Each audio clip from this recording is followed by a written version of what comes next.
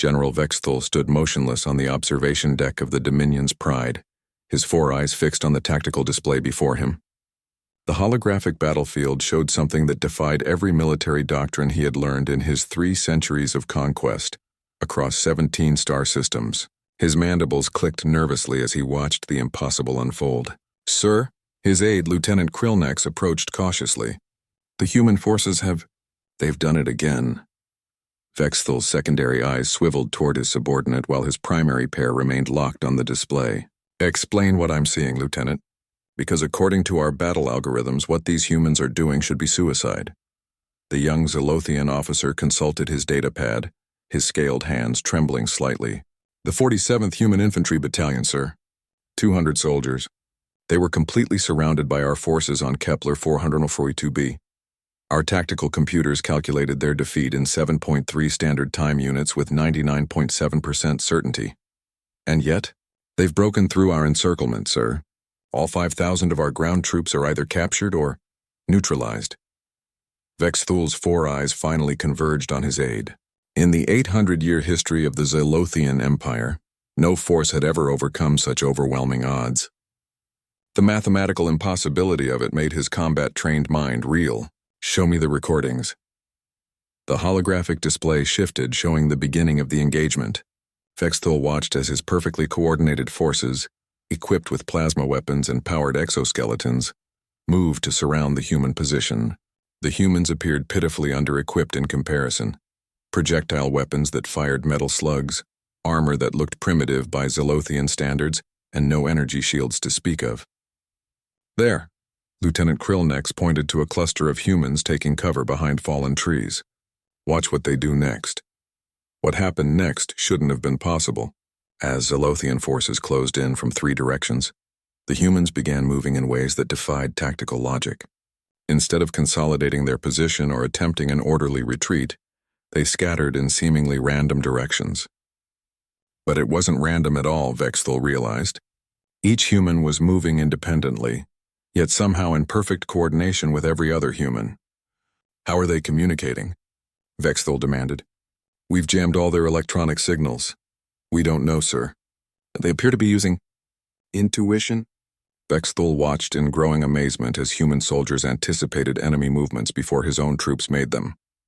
A Zolothian squad would prepare to advance on a human position, only to find the humans had already relocated and were firing from an unexpected angle. When his forces attempted to adapt, the humans had somehow predicted the adaptation and countered it. "Computer, analyze human battle patterns for predictive algorithms."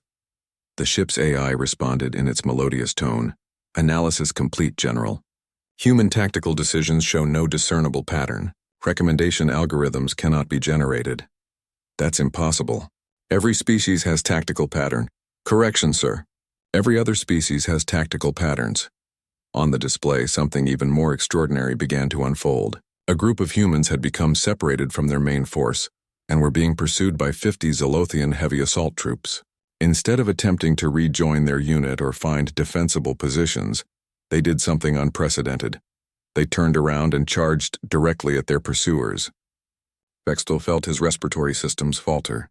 50 armored Zolothian warriors, each standing 3 meters tall and equipped with weapons that could vaporize solid rock, were being overwhelmed by 12 humans with primitive projectile weapons. "Sir," another aide approached. "We're receiving reports from the surface." The humans. "They're not following any known combat doctrine. They're making decisions that our troops can't counter because they don't make tactical sense. Show me more."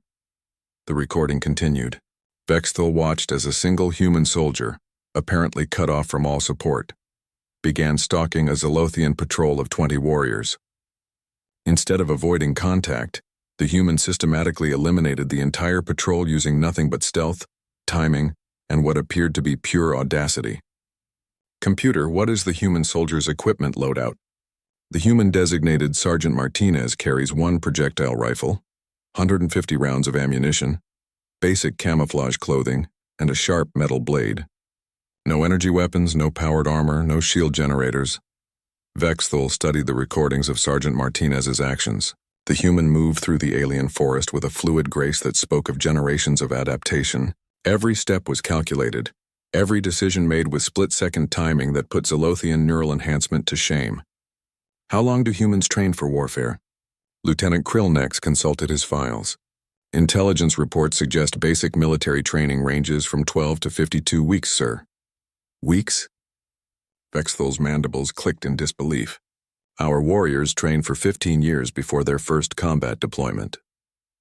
As the battle progressed on the display, Vexthal began to understand something that chilled him to his core. The humans weren't winning through superior technology or overwhelming numbers. They were winning through something far more dangerous, an uncanny ability to adapt, improvise, and excel in chaos.